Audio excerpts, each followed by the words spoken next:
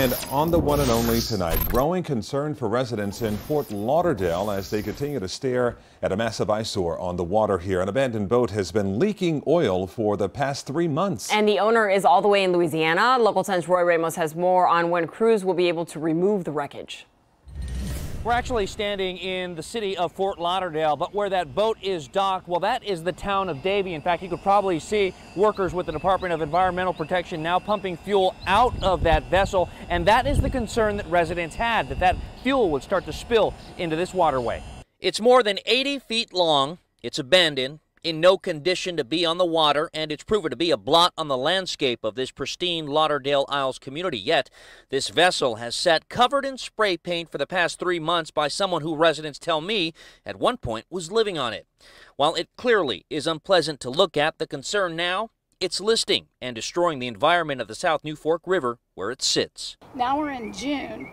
It is sunk. All of the chemicals, the diesel fuels, the oil, all of that is seeping into the water. From the dock, we spotted fuel in the water. This as the Department of Environmental Protection arrived to surround the vessel with a floating barrier.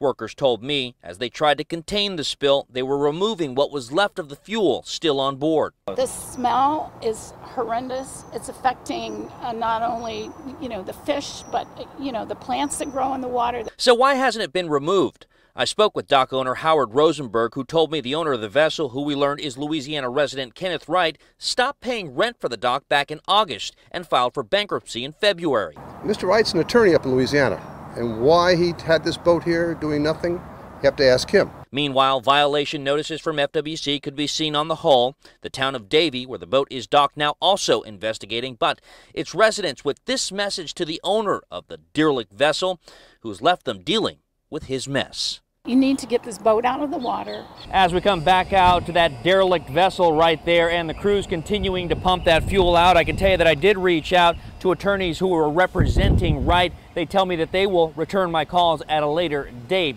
As for the town of Davie, they tell me that FWC is now investigating. As for when this vessel will be removed, well, residents will just have to wait and see.